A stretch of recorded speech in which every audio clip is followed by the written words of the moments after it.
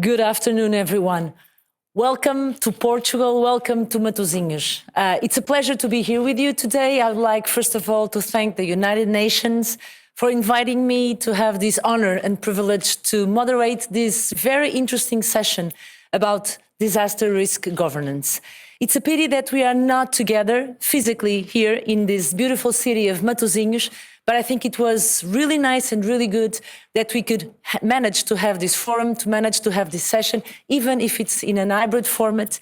And together with me in Matosinhos, I have some wonderful guests with whom we will share this session today.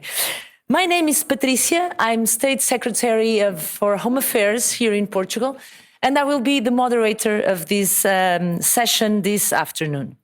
And we will discuss a lot of important things concerning disaster risk reduction. There's a top priority in all of our agenda.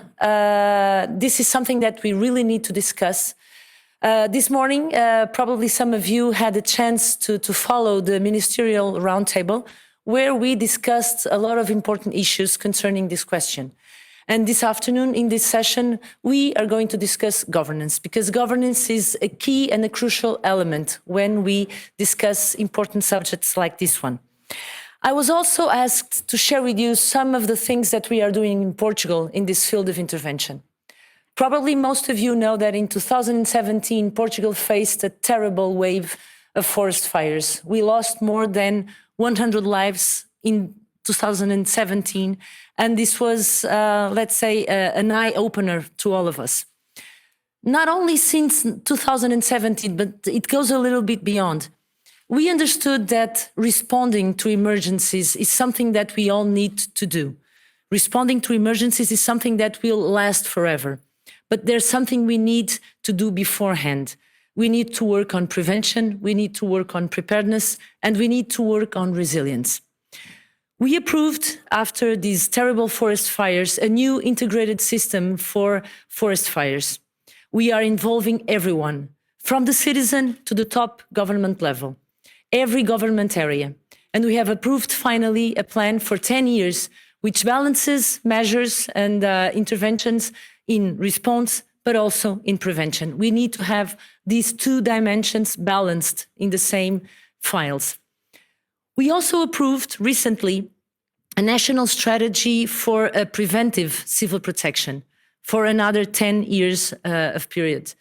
And this approval was a very interesting process because we managed to bring together again all government areas. We have more than 100 specific measures to be developed. We have 5 operational objectives which are very well identified. And we, again, tried to do our best to involve everyone, every local communities, the citizen, government areas, public and private sector. And I think we have a very good plan with a finance budget that we need to stick to every measure that we want to develop. So it's a breakthrough in the way we are doing civil protection policy, in the way we are preparing for disasters. And I think that this is the way. If we want to make a change, we need to work on these two dimensions. And we need an urgent call for action, because climate change is here. We are living a climate crisis.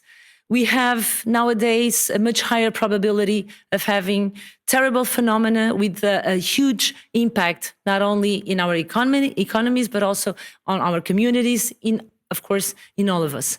So we have no doubt that we need to move forward, and we need to move forward together. No country can do this upgrade alone. So we need to work on regional cooperation, we need to work on international cooperation. And I think that this forum is a great opportunity to all of us to share best practices, new approaches, innovative ways of doing things, share knowledge, and move forward.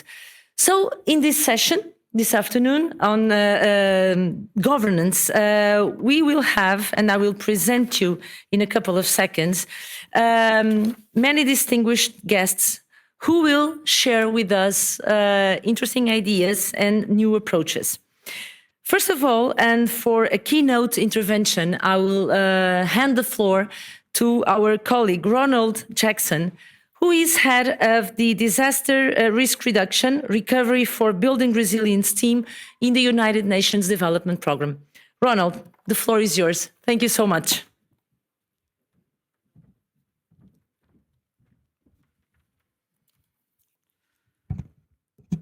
Thank you, Madam Secretary of State and Madam Moderator. Distinguished panelists, distinguished delegates here in Matosinhos, and distinguished representatives, friends joining us virtually, I greet you on behalf of UNDP. It is certainly my distinct pleasure to be offering this keynote address for this very important conversation around governance, and in particular, risk governance. I also want to thank the government of Portugal and the local government of Matosinhos for the wonderful and splendid hospitality extended to me over the past day.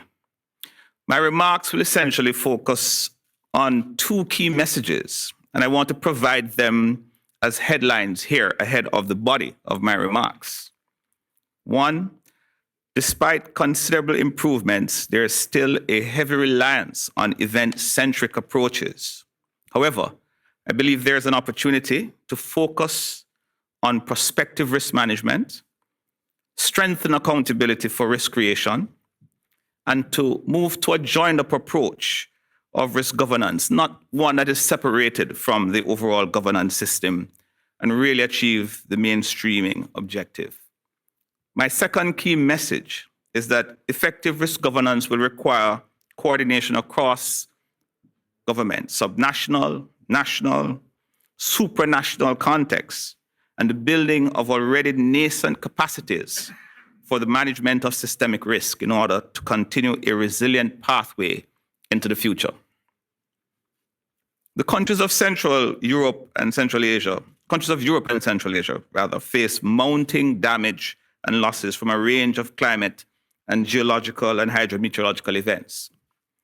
Most scientific studies suggest the frequency and impact of emergencies and disasters have and will continue to intensify because of climate change, with the impact felt at a national scale, but more so locally as it reverberates across varying sectors from agriculture, water resources, to public health care and energy. Sectors which are critical for the sustainable development and prosperity across Europe and Central Asia. The COVID-19 pandemic has also had an unprecedented public health impact, with accumulated associated socioeconomic impacts across the region, threatening to reverse decades of hard-won development gains. One of the overarching questions of this session is how should disaster risk reduction evolve to address the necessary linkages of a cross-cutting agenda? So let me share with you some of my observations from a UNDP perspective on this important question. The COVID-19 pandemic has been a disaster unlike any other in our recent past. Its global footprint and wide-ranging cross-sectoral and socioeconomic impacts will resonate long into the future. National emergency management authorities, the NMA in Europe and Central Asia, showed an outstanding level of transformability and quality. However, the pandemic has been a stark reminder that the prevailing risk governance systems at regional, national, and subnational levels, already stretched in managing conventional risks, were clearly ill-equipped to deal with the extent and scope of this global crisis. More so, when concerned that COVID-19 occurred, one, in parallel to other events such as recurrent floods, droughts, forest fires, in the wider context of global climate emergency, as well as within the context of soaring conflicts. Confronted with such a multi-hazard and multi-threat scenario, the calls for a new risk governance paradigm that can curb multidimensional and systemic risk have become more urgent in program countries. Having been at the forefront of the global discourse and practice on disasters and climate risk governance, we at UNDP have taken on this challenge and explored what it takes to support countries in their efforts. To expand their still predominantly event-centric approaches that focus on managing disaster events, to moving to reducing the underlying vulnerabilities and risk drivers that fuel the construction of risk in the first place. A discussion paper which we've published back in June of this year on the social construction of systemic risk towards an actionable framework for risk governance makes the following 6 recommendations. 1, the need to strengthen risk management of the management of conventional risk to govern. Let me go over that again. The need to strengthen the management of conventional risk to govern systemic risk. And here, systemic risk usually develops from conventional risk. This means that if conventional risk can be effectively managed and reduced, then also will systemic risk. This would be a very practical way forward for the disaster risk reduction and other risk management communities to overcome the known challenges and barriers, so to speak, as a precondition to reduce systemic risk. Second, focus more on understanding the risk drivers. This would require focusing risk analysis more on the existing and known patterns of exposure and multidimensional vulnerability, rather than specific hazard triggers. Several disciplines would need to come together in this effort, which would help break silos between disaster risk reduction, climate change adaptation, or the climate change community, as we like to refer to them, and the conflict and health sectors, as well as other risk management communities. Third, give more attention to prospective risk management. As already alluded to earlier, understanding the drivers of risk as a social construct opens the door to an increased emphasis on prospective risk management and moving beyond the current event-centric approaches. For this to happen, committed participation in decision-making is required through all of government and the whole of society. And it was encouraging hearing the Secretary of State speak about the Portugal plan, which seeks to engage a whole of society, including the citizens themselves. Doing so can help change the political economy that underpins risk creation. Fourth, from a global phenomenon to a local action and territorial governance, managing systemic risk at the local level has profound global impact. Systemic risk in local infrastructure systems, supply chains, and ecosystems is not an autonomous local issue. It sheds light on underlying global risk drivers and how social construction of systemic risk manifests itself across the globe and in different countries. It is only at the territorial level that the interlinkages between different systems can be articulated and where risk management issues can be resolved. Fifth and last, strengthening the governance of sustainability and resilience. Addressing systemic risk requires a strengthened overall holistic governance framework for social, economic, territorial, and environmental development that can curb the underlying risk drivers in a way that promotes sustainable and resilience and generates development benefits. This last point is key when considering the guiding questions of this session: how disaster risk reduction should evolve. My provocative response to that question would be, maybe it is not the disaster risk reduction community that should evolve, but perhaps the wider development and governance practice that needs to transform itself and embrace a risk-informed approach that spans multidimensional risk and resilience building efforts. And perhaps, maybe in that regard, it is time to give consideration to where the Sendai focal point sits within government if we're looking at this new reformed systemic risk governance approach. Something for us to consider. As I close, I want to thank you for this opportunity, and I look forward to the engaging discussion in this session ahead as we embark on a way forward collectively.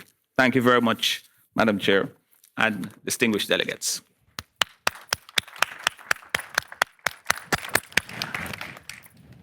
Thank you so much, Ronald. It was really nice to hear your intervention, and I think I took some good notes for what I hope it would be the debate in the end of this session.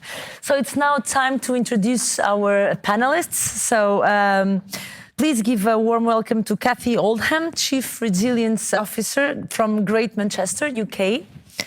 Mr. Haki Čako, Director General for Civil Protection from Albania. We have Mr. Dzegalbek Kukachev, Director from the Almaty Center for Emergency Situations and Disaster Risk Reduction from Kazakhstan. And virtually connected, we have Karina Fernley, Associate Professor from the University College from London. And now, yes, virtually connected, Vasco Popovski, Disaster Risk Reduction Expert, who is from North Macedonia. So welcome again to Porto, to the city of Matosinhos. It's really nice to have you here. And I will just hand you the floor for the first introductory remarks. And I would like to hear your opinion. And please stick to the 2 minutes because we have a very, very short slot of time on how to strengthen disaster risk governance for long-term resilience goals, making it a key focus on systemic and emerging risks. Basically, it would be really nice to hear your opinion and to see what expectations in this regard you have from this regional forum. Please. So thank you very Cathy. much. It's a pleasure to be here. And I think my thoughts echo, actually, some comments that have been made in both the interventions we've heard so far. So I think the systemic nature of both recent and future risks points to the need for the issue of resilience to become everyone's business. So whether that's thinking about how we avoid creating new risk, reducing existing risk, or managing residual risk. And so I think all government and institutional decision-making should consider disaster risks in every decision that's made. And governments at all levels and institutions increasingly need to recognise that really today's risks mean that no one country or organisation can either find solutions or insulate themselves from risks if they operate alone. So I think working collectively across sectors and in partnership, as you've been doing, to both understand and reduce disaster risk should become the norm. So a measure for me of the success of the forum would be an upturn in the number of governments and institutions who are actively reaching out to others to co-create workable resilience strategies that curate a safer and less uncertain future. Thank you. Okay, so an important focus on the collective work, but also on the need for governments to bring disaster risk reduction to all policies and in a cross-sector approach. Let's hear Mr. Haki Čako.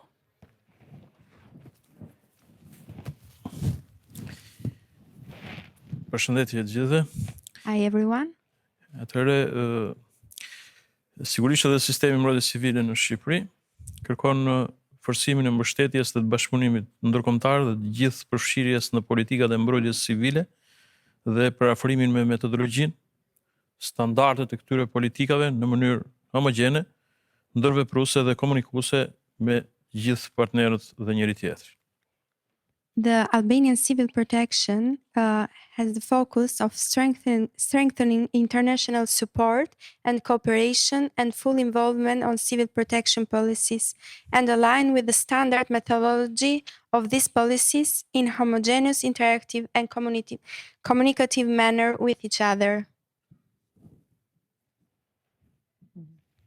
Okay, thank you. Thank you so much, Mr. Čako.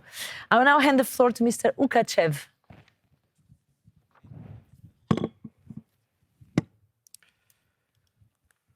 Я буду говорить на русском. Уважаемые дамы, уважаемые господа, 2 минуты. За 2 минуты я хочу вам сказать о том, что кто у нас и вообще во всех наших странах, государствах должен заниматься вопросами управления риском бедствий, эффективного управления риском бедствий. Правительство. Вот поэтому оно идет от слова правительство.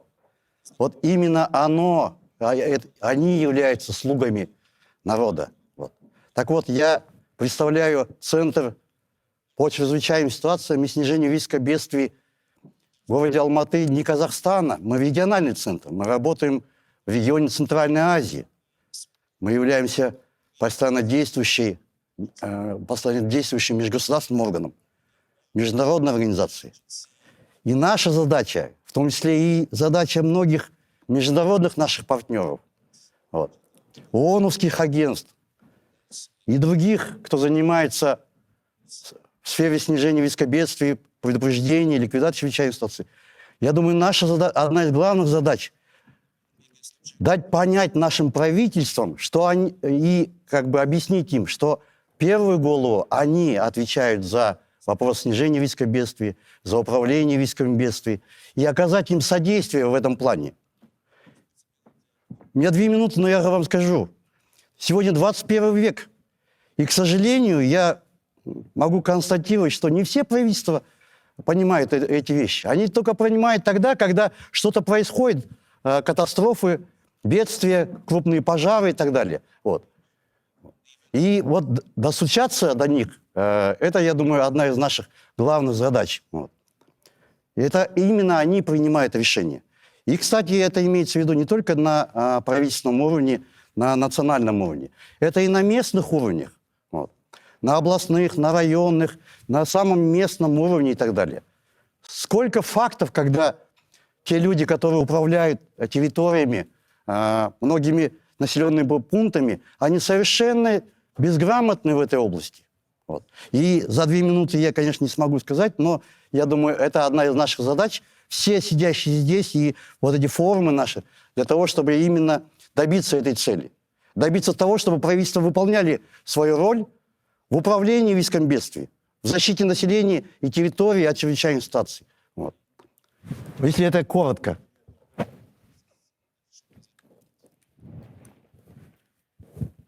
It was short, but it was very straightforward. And I think you underlined very important questions, shifting from reaction to proaction. And of course, underlying the responsibility of the government in terms of the way a country faces and deals with this kind of problems. Now we are going to move to Karina Fernley. Please, Karina. Thank you, Madam Secretary of State. Humanity is, of course, on red alert. So I would like to highlight the role of warnings for disaster risk reduction. Warnings and their associated systems are a core mechanism or tool to facilitate effective risk governance. They work across a range of institutions at scales from the local to the supernatural, and to integrate science with society, so to facilitate decisions in the face of uncertainty and complexity. Yet, many warning systems remain underutilised, fragmented or ineffective. Warnings are not just a siren or a phone alert focused on the scientific or technological elements of hazard warnings, as is commonly perceived. They should be a long-term social process comprising of carefully crafted, integrated systems of preparedness involving vulnerability analysis and reduction, hazard monitoring and forecasting, disaster risk assessment and communication. Better and more accurate science and technology will not necessarily translate to fewer disasters, as the governance of uncertainty and risk goes far beyond the realm of scientists. All risks and disasters are complex, with high levels of uncertainty, and values are often in dispute and decisions frequently urgent. And to find effective solutions requires governance structures that go beyond a normal scientific approach, where they are deliberative, engage with stakeholders and the public, and work horizontally and vertically to establish relevant and meaningful solutions. A warning system provides a critical framework to enable co-production, dialogue, and a collaboration for all of society. My recommended priority outcome from the Regional Forum is to integrate warning systems into society as a way of governing disaster risk reduction to address the necessary linkages of cross-cutting agendas, breaking down the many silos that exist, and empowering local communities to act and adapt. Warnings should provide actionable guidance that is integrated into everyday life and behaviour, providing transparency and credibility to help manage risk in both emerging and ongoing situations. Thank you so much, Karina. It's impressive how important information you could bring in 2 minutes. So I think it's obvious the connection you make to the scientific world, maybe because of your background, but I really think it's something that if we have time, we should elaborate a bit more. And of course, the early warnings, which is also very, very important. And now we move to our last intervention on this panel. Mr. Vasco Popovski, please.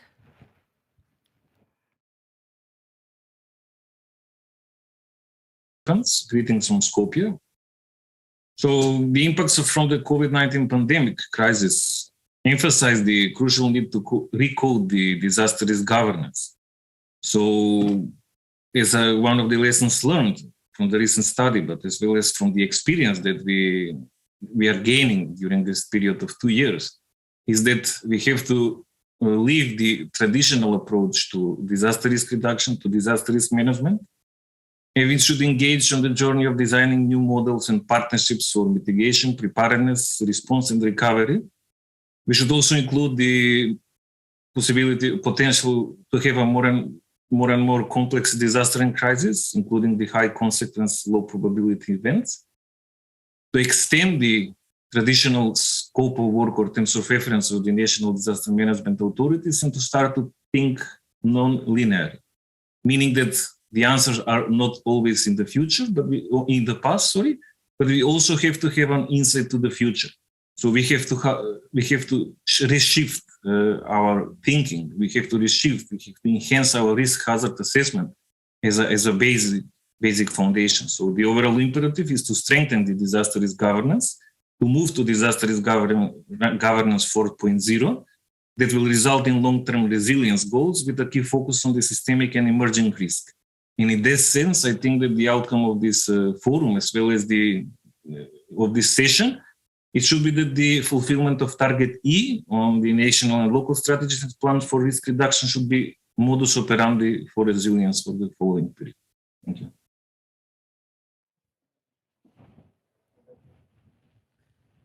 Vasco, thank you. Thank you so much for your inputs. I think that from this first round, we can see that time will be short to discuss everything that probably we would like, but I will do my best to keep the debate inside the time frame. So moving forward, now I will address Kathy, please, with the following. As we look into a more interconnected and complex disaster risk landscape, how should disaster risk reduction evolve to address the necessary linkages in a cross-cutting agenda involving climate change, climate adaptation, health, cybersecurity, you name it, and address the consequences of a response-driven political space at the expense of long-term prevention needs? Do you think you could share your views on this? Thank you very much. It's not easy, I know. No, it's not. But I think, as you've highlighted in your question, I think COVID and the impacts of climate change together with emerging technological risks can be argued, turned up the dial on resilience, attuning us all to the consequences that global risks can have on everything that we do. So COVID has vividly illustrated how one shock, in this case a pandemic, can amplify and expose the stresses in our cities with unequal impacts experienced by different parts of society. So in common with many other cities, Greater Manchester has been working on how we reset and build back better after COVID. And our Living with COVID plan highlights the cross-cutting nature of COVID, both in terms of the challenges it's brought and the innovation that it's driven. But as we reflect on the learning that we've gained through responding to COVID, and as we rework how we do things, the need for strategic foresight and for us to maintain an all hazards, all risks approach must not be forgotten. And for Greater Manchester, this is where our resilience strategy is helpful.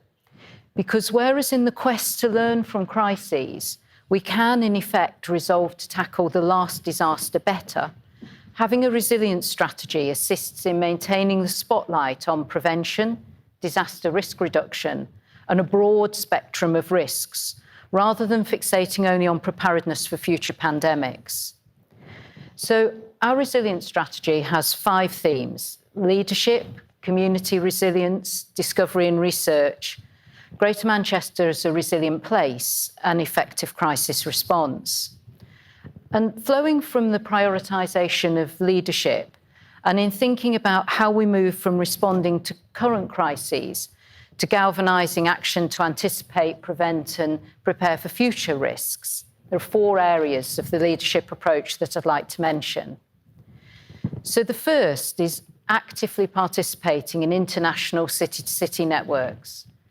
So in Greater Manchester, we're a member of both the UN-led MCR 2030 network and the city-led Resilient Cities network. And recognising that many risks are global in both cause and effect, these networks bring cities' decision makers together at both the political and a practitioner level, creating spaces where leaders can have access to cutting-edge thinking, can share their experiences and anticipate future challenges. So these networks have the potential to create a step change in political and practitioner ways of approaching resilience. The second area is the need to include civic, business and community leaders in resilience, recognising its highly pervasive nature. So our strategy tries to demonstrate just how cross-sectoral the topic of urban risk and resilience is, touching all city agendas and all of society. And we therefore emphasise leadership through partnerships, ensuring resilience interests are represented on many of our specialist and thematic governance structures. Thirdly, I'd like to highlight the need for our leaders to have access to a good evidence base, enabling the insight that potentially lies between hindsight and foresight. For effective leadership, we need the language, the shared ways of understanding urban resilience to have meaningful conversations, alongside the facts to communicate risk and also to combat misinformation. And finally, our resilience strategy has enabled new leadership approaches. So, for example, we've just entered into a formal memorandum of understanding between local government, a government-sponsored public body, and one of our private sector partners, to look in part at how we can align all our different investment streams to better realise the opportunities this presents to reduce the city region's risk of flooding. So to conclude, our resilience strategy recognises that risk management and resilience building is a leadership agenda. It requires both political support and senior leadership engagement and direction. And perhaps the trick at the current time is to ensure that we don't just analyse and identify lessons taught by COVID and perhaps translate them into how we might manage a future pandemic, but that we leverage our understanding to take an all-hazards approach driven by strategic foresight that will put our cities in the best possible position to anticipate and, wherever practical, prevent future crises. So thank you very much. Kathy. Thank you. Thank you so much. I think that once again, you touched a lot of important points in your intervention. COVID-19, if you allow me, it's really a good example, but it's not the only example. And I think that if it brought good things in terms of the lessons we can learn from this, is that we really need to work together and that the political level cannot stand alone in a cloud. We need to engage, and they need to engage with all the sectors, with local communities, breaking down the silos. And leadership, I think, is something that you touched, and it's really, really important. But let's see if we can go back to this afterwards. I will give the next 5 minutes to Mr. Chaco again. And my question this time is the following. At a national level, how can a comprehensive whole of society engagement for disaster resilience and risk reduction be strengthening? And what role do you see for a national disaster risk reduction strategy in driving this important process? What's your view on this, Mr. Chaco? Thank you. Të nderuar partner, të nderuar organizator, të nderuar pjesëmarrës. Dear partners, dear organizer, dear participant, Më lejoni në emër të qeverisë shqiptare, të Ministrisë së Mbrojtjes dhe të Agjencisë Kombëtare të Mbrojtjes Civile, të shpreh konsiderata dhe mirënjohjet time më të lartë për Forumin Evropian për reduktimin e riskut nga fatkeqësitë, qeverinë portugeze që na mundsoi të mblidhemi sot në Matosinhos. allow me on behalf of Albanian government, the Ministry of Defense, and the National Civil Defense Agency to express my highest consideration and gratitude to the European Forum for Disaster Risk Reduction, the Portuguese government that gave us the opportunity to meet here today in Matosinhos. Shqipëria është një vend i prirur nga fatkeqësitë. Viti 2019 dhe ngjarjet që pasuan tërmetin e 26 nëntorit të 2019-s treguan se ekziston një nevojë urgjente për të forcuar gatishmërinë nga fatkeqësitë dhe aftësitë e menaxhimit të rrezikeve, për të miratuar sisteme dhe procedura të përshtatshme reagimi dhe për të përmirësuar kapacitetet institucionale për koordinimin dhe ndërveprimin e menaxhimit të rrezikut nga fatkeqësitë midis niveleve publike të qeverisë si dhe me ato private dhe aktorë të shoqërisë civile. Albania is a country prone to disasters. The 2019 year and the events following the November 26 earthquake showed that there is an urgent need to strengthen disaster preparedness and risk management capabilities, to adopt appropriate response system and procedures, and to improve the institutional capacity for coordination and interaction in managing disaster risk between public levels of government as well as with private ones and civil society actors. Përpara ndodhjes së këtyre ngjarjeve në korrik të vitit 2019, Parlamenti Shqiptar miratoi ligjin 45 për mbrojtjen civile në përputhje të plot me kuadrin Sendai për reduktimin e riskut të fatkeqësive, sikurse parafron një sër direktivash dhe vendimesh të Bashkimit Evropian, si dhe të ndihmojnë në përmbushjen e kushteve për antarësimin e Shqipërisë në mekanizmin e mbrojtjes civile evropiane. Before the occurrence of these events, on July 18 of 2019, the Albanian Parliament approved the Law 45 on civil protection in full compliance with Sendai framework for disaster risk reduction, as it approximates a number of EU directives and decisions and will help meet the condition for Albania's membership in the mechanism of EU civil protection. Në këtë ligj janë përfshirë disa risi të rëndësishme dhe disa parime bazë si subsidiariteti, reduktimi i riskut, parandalimi, vullnetarizmi, paralajmërimi i hershëm, trajnimi, edukimi si edhe përfshirja dhe angazhimi të gjitha institucioneve dhe të ministrive dhe të njësive të bashkiake në një mas 4% të buxhetit të tyre për fushën e sistemit të mbrojtjes civile. This law includes some important innovation and some basic principles such as subsidiarity, risk reduction, prevention, voluntarism, early warning training, education, and includes the commitment of all institutions, ministries, and municipalities to extend of 4% of their budget for the field of civil protection. Kjo bazë ligjore hedh themelet për përpunimin dhe hartimin e 3 dokumentave strategjike të domosdoshme në këtë sistem. This legal basis laid the foundation for the elaboration and drafting of 3 strategic documents. Strategjia kombëtare për zvogëlimin e riskut nga fatkeqësitë është një dokument bazë strategjik i Republikës së Shqipërisë që përcakton politikat e aktiviteteve të institucioneve dhe strukturave qendrore dhe vendore, si dhe të gjitha subjekteve të tjera në menaxhimin e riskut dhe nga fatkeqësitë dhe miratimin nga qeveria me propozim të Ministrisë përkatëse të mbrojtjes civile. The National Strategy for Disaster Risk Reduction is the basic strategic document of the Republic of Albania that defines the policies and activities of institution and central and local structure, as well as all other entities in disaster risk management, and is approved by the Council of Ministers and the proposal of the Minister. Kjo strategji hartohet mbi bazën e një vlerësimi kombëtar të riskut në nivel të detajuar. This strategy is based on Vlerësimi kombëtar i risk. Vlerësimi kombëtar i risk. National Civil Emergency Plan and National Risk Assessment. Plani kombëtar i emergjencave civile. National Civil Emergency Plan.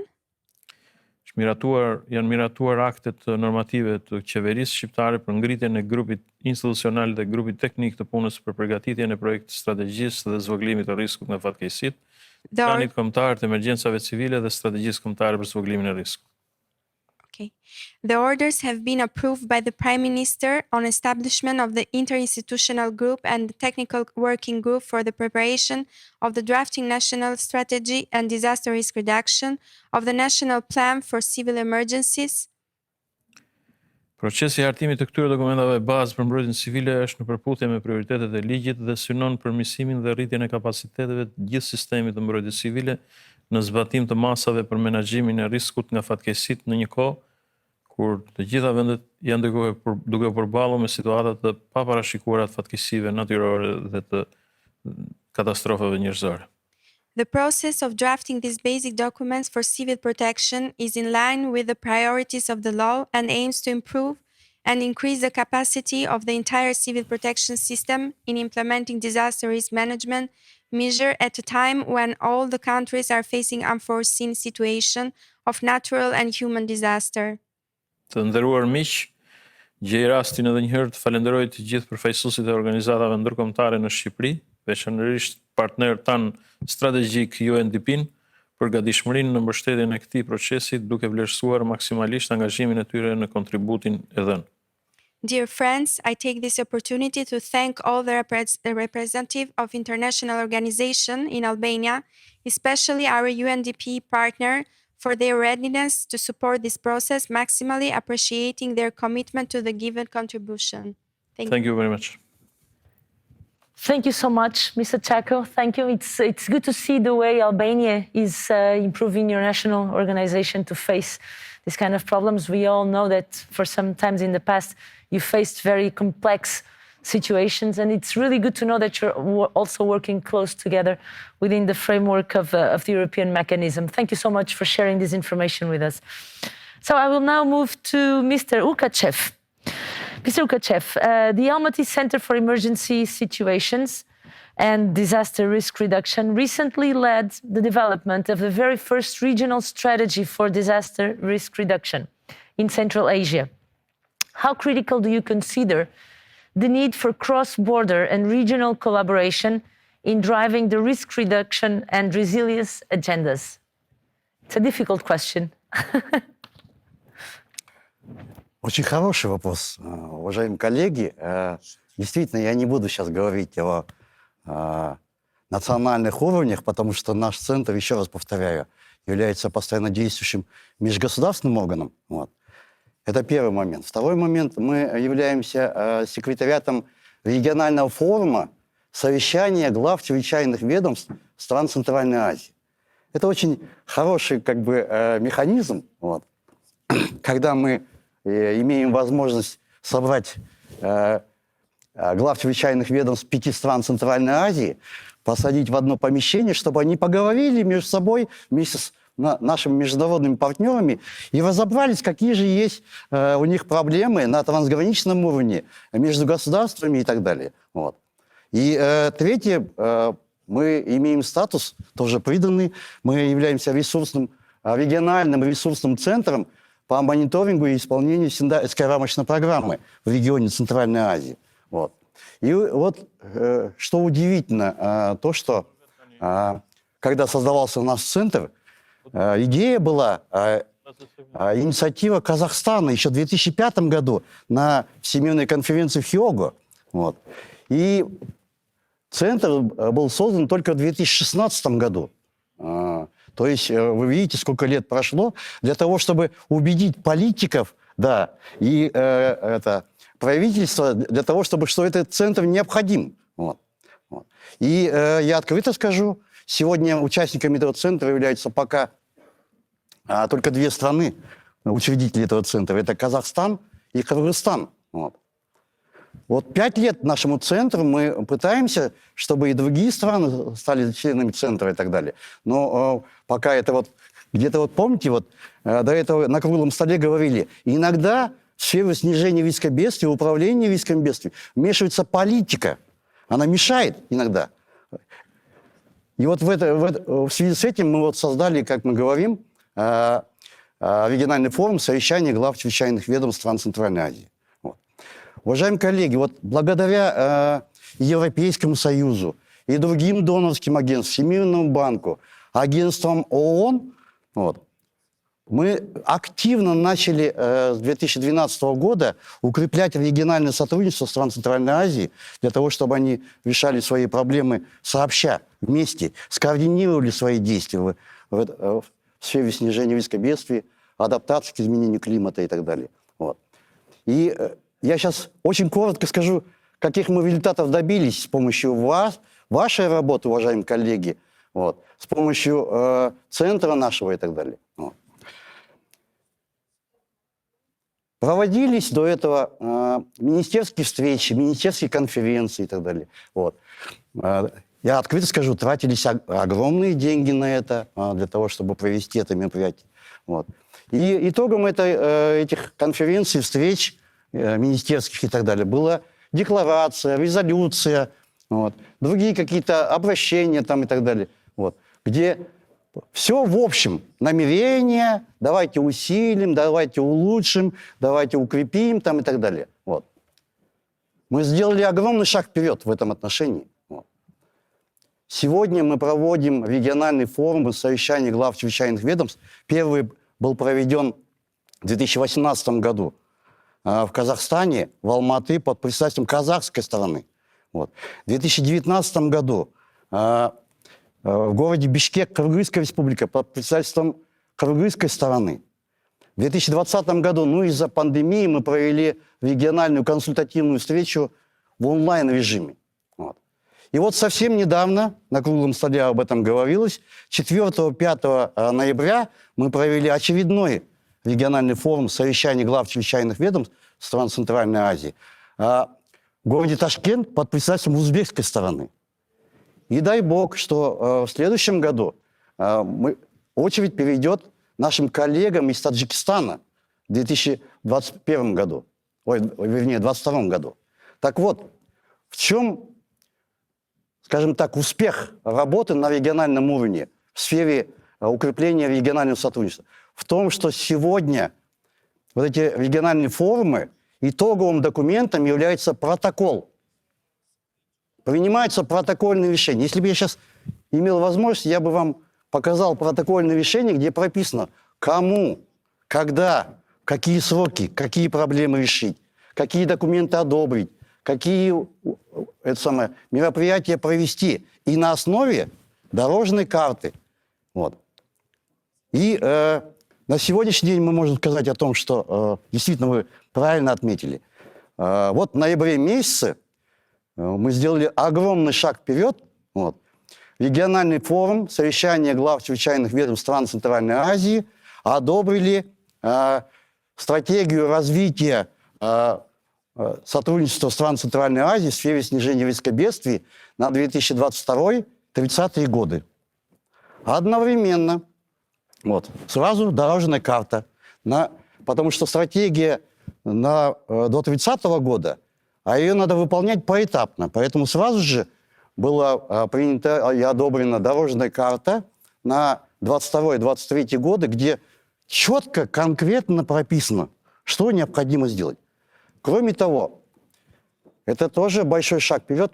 Мы создали региональный реестр сил и средств постоянной готовности аварийно-спасательных формирований, вот, которые в любой момент при возникновении масштабной чрезвычайной ситуации или трансграничного характера и так далее, первые же часы будут направлены в ту страну, которая пострадала. Вот, в этом отношении. И следующий момент, я скажу, мы, чтобы все это закрепить, одобрили региональный механизм координации по реагированию на чрезвычайные ситуации. Одобрили концепцию внедрения инновационных информационно-коммуникационных технологий. Вот. То есть я многое могу сказать, но сегодня я хочу вас с большим удовольствием проинформировать, что в странах Центральной Азии при поддержке наших международных партнеров, в первую очередь я хочу обязательно сказать, при поддержке Европейского Союза, Всемирного банка, многих ООНовских агентств, в первую очередь DRR и других международных организаций, мы, скажем так, достигли хороших результатов в укреплении регионального сотрудничества в сфере снижения риска бедствий, адаптации к изменению климата, предупреждения чрезвычайных ситуаций. Вот. А ситуация была такая, что между странами были двусторонние, многосторонние, межгосударственные соглашения и так далее. Когда их кто-то заключил, когда подписали там и так далее, про них все и не особо вспоминали, потому что не было инструментов их реализации. Сегодня мы этим практически начали заниматься и надеемся, что та стратегия, которая одобрена главами чрезвычайных ведомств нашими странами, будет успешно реализована при вашей поддержке. Вот так вот коротко. И, конечно же, наша задача ни в коем случае не подменять правительство. Это не надо делать. Мы им оказываем содействие в том, чтобы они знали, какой международный опыт, другие опыты друг у друга учились и так далее. И внедряли инновационные, информационно-коммуникационные технологии, методы управления рисками бедствий, снижения рисками бедствий. Внедряли новые методики оценки ущерба, убытков и потребностей по реконструкции, восстановлению и так далее. Очень много хочется сказать, но будем придерживаться регламента. Спасибо. Thank you, Mr. Kachev. I'm really sorry that the time frame is so short. I know that there's a lot of things to share, but I wanted to thank for the sharing of this information. I think that the center is a really good example of good practices that can be, let's say, adapted and created in many other occasions. And it's also a good example of how regional cooperation can feed this process and can really help countries to move forward in these questions. But let's hear the rest of our colleagues. So, Karina, for your second intervention, in your perspective, what did the COVID-19 crisis and the climate emergency taught the disaster risk reduction community in terms of better measuring prevention, promoting evidence-based and risk-informed decision-making? Basically, how do you see this connection with science, with academia? Thank you very much. It's a big question. It's quite a small answer in a way. For 5 decades, there have been continued and consistent warnings about the impact of global warming on Earth and the increasing risks of a new pandemic. And these warnings were supported by robust scientific evidence. Yet, as seen repeatedly, early warning systems do not necessarily result to the required actions. Why? Well, taking precautionary preventative action in the face of warnings, in the face of uncertainty, is difficult to justify financially and politically when demands remain so high for addressing everyday societal risks. And these challenges are even greater for long-term and low-risk, high-impact crises such as climate change and COVID-19, respectively. Climate change risk, or as I rather call it, incertitude, which is the culmination of risk, uncertainty, ambiguity, and ignorance, has highlighted to the disaster risk community the subjective nature of disasters, the ever-growing connectiveness of our global community, and the need to invest in prevention to pave a future for humanity. Our known impacts on the climate cannot be blamed for causing disasters, even when the hazards are substantially worsened. The disaster comes from vulnerability, and we can choose to tackle vulnerability for avoiding disasters, or we can choose otherwise. This is less of a climate crisis and more of a human crisis. Both climate change adaptation and disaster risk reduction both have prevention as a fundament and therefore can benefit from further integration and collaboration. COVID-19 has demonstrated that local, national and international global health and environmental warning systems are failing. Following the delayed global warmings for COVID-19, the integration of bottom-up approaches with national and international frameworks, and the development of community-based early warning systems is essential to generate timely responses for health crises. Most of the research and publications regarding health warning systems remain centred on the pure scientific and technological components of warning systems to improve detection and prediction of hazardous events. However, better detection does not necessarily entail better response, and consequently, the social sciences must be integrated to make warnings more effective. Health crises do not occur in isolation, as commonly witnessed during COVID-19 pandemic, where evacuations contradicted isolation requirements, placing people in further peril. Working across disciplines and organisations that currently operate in silos is crucial to make sure that warnings are adapted to the holistic context in which hazards are situated. Ultimately, to bring climate change and COVID-19 together, there needs to be a shift in the focus of health warnings from being responsive to being anticipatory and preventative by identifying and tackling the environmental and climatic conditions that are increasing our health hazard risks. However, it's also important to flip the question being asked here. Following the distinct lack of integration of the disaster risk community in managing the COVID-19 crisis, the benefit of integrating health crisis with disaster risk reduction activities is clear. Both the COVID-19 crisis and climate change have shown that many of the lessons from the disaster risk reduction community could have significantly reduced the impact of COVID-19 and climate change. There are many, but for example, warnings need to be scalable and sufficiently flexible for use by local stakeholders via standardised communication products designed to accommodate local contingency, whilst also adhering to national and supranational policy. This is no easy feat. Translation and multi-way communication is required to ensure that all stakeholders are involved in the design and assigning of warnings and understand what information is credible and relevant using a wide range of communication tools. And the decision to issue warnings is often based upon a complex negotiation of perceived political, economic, and environmental risks, rather than just the pure scientific data, however uncertain that may be. So how can these lessons be integrated into more robust risk governance?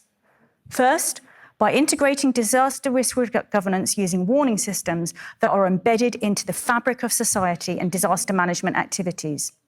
By building and investing resilience more broadly and breaking down silos, the resulting warning systems will be more cost-effective, sustainable, and trusted.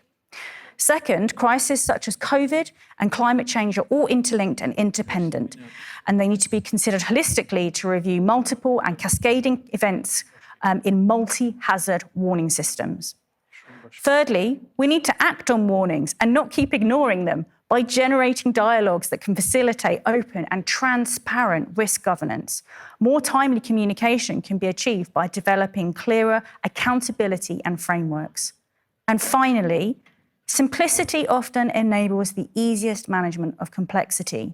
Too many different and challenging systems and approaches result in confusion that the public experience and can result in a loss in trust in government, scientists, and agencies when it is needed the most.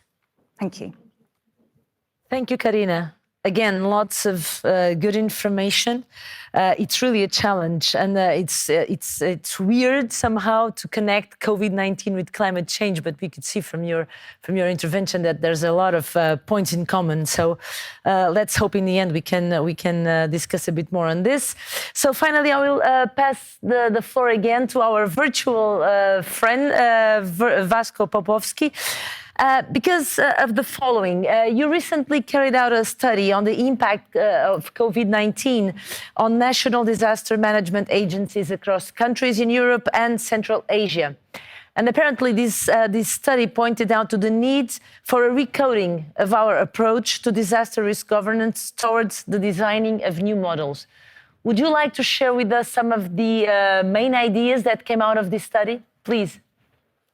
Yes, thank you very much. Actually, it was the first kind of assessment study on the national disaster management authorities and the COVID-19 pandemic crisis, its impact. It was commissioned jointly by UNDP and UNDRR. So I will present some very briefly some key findings and and the recommendations that are in terms of the disaster risk governance. So NDMAs, even though they were not placed in the center of the response, as the leading authority, they provided the critical support and coordination, communication, and additional services during the response and now during the early recovery phase. Actually, they provided services that were not in their primary terms of reference scope of work and showed a great level of adaptability and transformability, showed also a level of improvisation, which are improving the response and later on the risk governance, because they were facing event crises that were unprecedented and that they were not having it before. And they were really flexible during the various stages of the crisis. They used very different response mechanisms. Ongoing pandemic crisis after 2 years revealed the lack of effective global and regional health risk governance, especially. And the major cooperation is somehow these systems of governance are somehow they are in parallel. There are not. Then there is why is a need of convergence of disaster risk governance with other sectors like health, addressing the emergent and systemic risk and threats, and accordingly updating and reshifting the disaster risk management to the new normal, to the new anticipation of what can be on the plate from the recent future, complex disasters, including pandemic crises such as COVID-19, emphasize the importance of breaking the silos. This phrase was mentioned a couple of times during this session, of the traditional disaster risk management, and allowing better mainstreaming and of the biohazards and other emerging ones, and practically the update of the policy and legislative forums, the setup of new institutional mechanisms is a response, and this approach can really enhance the disaster risk governance in the future period. Prioritization of the strategic and operational actions also can be in that sense a modus operandi for enhancement. Better preparedness for understanding the potential futures and insight the strategies and actions on development of the so-called next generation of disaster risk reduction, with more anticipation, more mitigation, a reaction to the new emerging risk and threats, and as I said, high consequent low probability events. Pandemic is not a typical crisis, and therefore the response in the post-crisis recovery needs to be untypical, evaluating the past, understanding the present, and envisaging the futures. Actions from the risk assessment and the risk evaluations should be non-linear, oriented towards understanding the future, based on the events from the past. Nevertheless, strengthening of the disaster risk governance for future biohazards or other type of new emerging risk and threats is based on better integration and creation of enabling policy and normative environment for resilience that will ensure a better understanding of the systemic risk, greater mainstreaming of biohazards or other potential new hazards aspects, as well as building the potential of the disaster risk management systems for high consequence, low probability events, and also for multidimensional complex disasters. One of the modality for this is to have to based on the whole of the government and all of the society approach, to strengthen the linkages between the different key DRR actors, to build new partnerships, to update the existing partnerships, whether all DRR actors and key stakeholders will have its own role and will contribute to the improvement of the implementation of risk reduction policies and measures. And actually, in that sense, there is a need to update the existing strategic and policy documents and legislative frameworks in order to integrate the pandemic risk and hazards, in order to be better shaped for the insights to the new uncertainties or unpredictable future, as well as this process of mainstreaming to be vice versa. either in the strategic and policy documents, also to enhance the process of DRR mainstreaming across the sectors, across the palette of development sectors in the country. And actually, the fulfillment of the target E and adoption of the national and local risk strategies are the pillars upon which the sustainability and resilience of the society and communities is built. And lastly, the study also included the way forward potential NDMA's development pathways, which are also envisaging the enhancement of the risk governance processes and structures within the countries. And there are three scenarios, three models: status quo scenario, business as usual, where everything will stay the same with some minimal intervention on the side of improvement of NDMAs and DRRs in the countries, in the regions.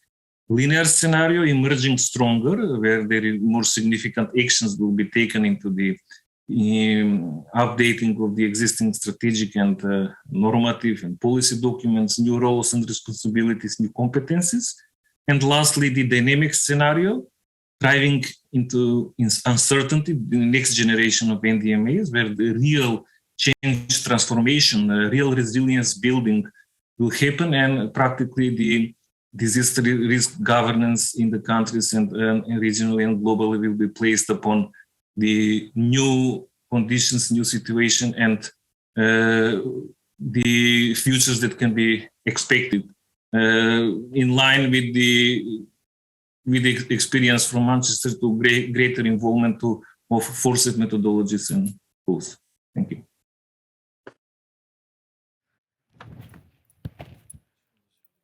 Vasco, thank you so much for this sharing. This was really interesting.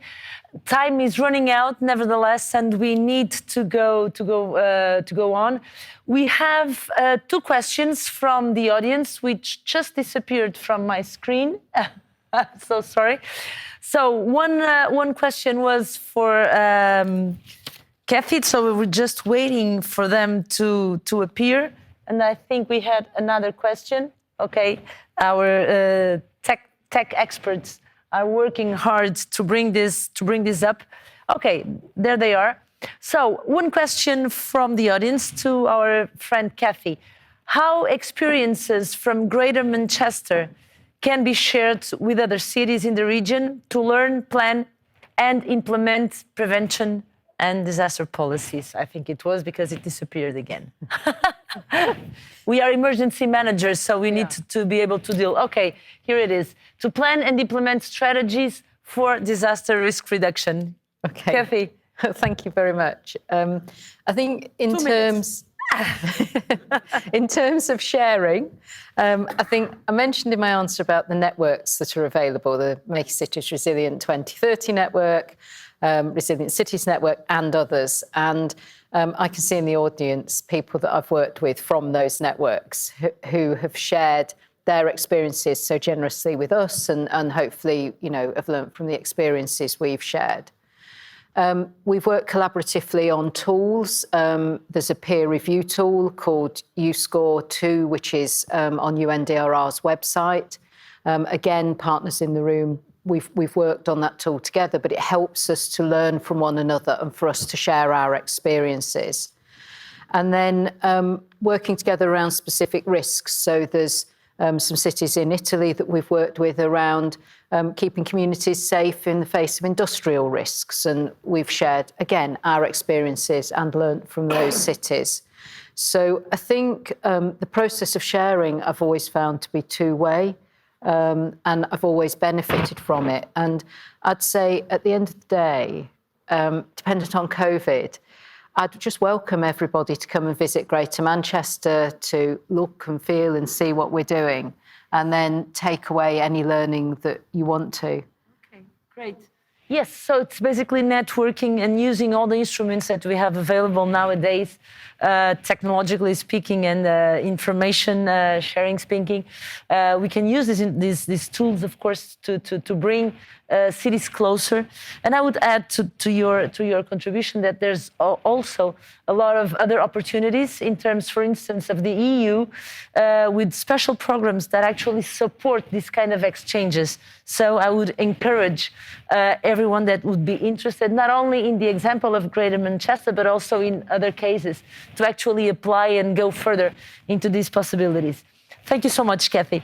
Mr. Chaco, your question, how does the national agency collaborate with local governments to coordinate prevention to disasters? 2 minutes, please, if you may. Yes, of course.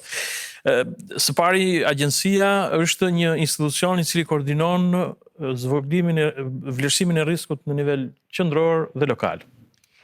First of all, the agency is an institution that coordinates the emergency in a national and local level. E thash dhe më parë, me mbështetjen e UNDP, jemi duke punuar për vlerësimin e rrezikut në nivel lokal në të gjitha bashkitë e Republikës, duke përcaktuar të gjitha rrezikët nga përmbytjet, zjarret, tërmetet, rrëshqitjet. The National Civil Protection Agency will implement in 2022 the strategy for risk reduction at the central and local level, and with the support of UNDP is working on risk assessments at the local level in many municipalities. Kemi bashkuar që të gjithë ekspertët e të gjithë institucioneve dhe të partnerëve ndërkombëtar për të përcaktuar saktësisht rrezikët që na ekspozojnë. We are collaborating with experts from all institutions to check all the disaster that can happen in Albania. Sigurisht gjithçka mbi bazën e dokumentit të zvogëlimit të rrezikut të hartuar dhe në bazë të forumit të sotëm. Based on the strategy and all in the Sendai framework, and based also in the forum of the priorities that we discussed all today. Okay, wonderful. Thank you. Thank you so much. So we are coming to the end of our session. From my side, it was really a pleasure to share this 1 hour and a half with you. I hope that the audience also enjoyed and thought this was very useful, very important. Trying to wrap up everything that was said. You want to say something? Oh, sorry, yes. I think Буквально 1 минуту. Yes, please go ahead. Уважаемые коллеги, я не знаю, я хотел бы сейчас спросить, кто-то из вас работал в регионе Центральной Азии? Очень интересный регион. Там жизнь кипит, есть вот проблемы большие, да. К сожалению, многие страны Центральной Азии не развивающиеся сегодня, да. Еще не хватает ресурсов для того, чтобы в полном объеме проводить комплексные мероприятия по снижению риска бедствий и так далее. Больше они занимаются реагированием. Вот. Там все есть, кроме цунами, тайфуна и извержения вулкана. Вот. Поэтому, уважаемые коллеги, я призываю вас, вот, поработайте в регионе Центральной Азии вместе с нами. Вот. Будет очень интересно. Есть огромный опыт у нас работы в этом отношении. Вот. Поэтому у нас сегодня в регионе Центральной Азии очень хорошая команда нашего центра, ООНовских агентств, доноровских агентств и правительства. Вот. И многие проекты, я вам уверен, я скажу вам, многие проекты и программы, которые сегодня реализуют при помощи Европейского Союза, Всемирного банка, агентств ООН, программы развития ООН и так далее, они успешно реализуются. И есть хорошие результаты, да, того, что реально помогает снизить риск бедствий, улучшить управление риском бедствий. И в конечном итоге мы шаг за шагом идем к реализации Сендайской рамочной программы и целей устойчивого развития. Центральная Азия – это наш регион. Мы знаем его менталитет, мы говорим на одном языке, мы знаем его проблемы. Мы являемся мостиком между международным сообществом и государством, и правительствами стран. Поэтому приходите в центр, вот, в регион, и вместе мы поработаем для того, чтобы реализовать цели устойчивого развития, гендерные проблемы и другие проблемы, и в том числе реализацию Сендайской рамочной программы. И мне нравится дорожная карта Европейского форума по снижению риска бедствий, и там про Центральную Азию много сказано. Так что вперед, уважаемые коллеги. Thank you so much, Mr. Lukachev, for this energetic intervention and for the invitation that you addressed to all the audience. So you all know, if you want to go to Central Asia, you have here a very good opportunity to expand your horizons and to collaborate into a very good initiative. But I was just finishing, and I think we still have 20 seconds. I think that we are in a very critical moment of our societies, of our history. I think that COVID-19 was not the only thing complex that happened in the last years, but it's an eye-opener, and it's a call for attention. I'm sure that there is nowadays a huge expectation towards the political level and towards the political intervention and the way politicians actually work and actually do their job. It was said today. And this connects also, of course, with disaster risk governance.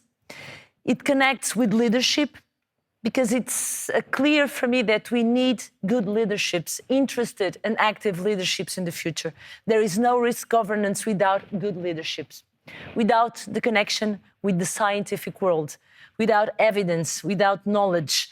There's a lot of projects nowadays, and I think that we are going into the right direction.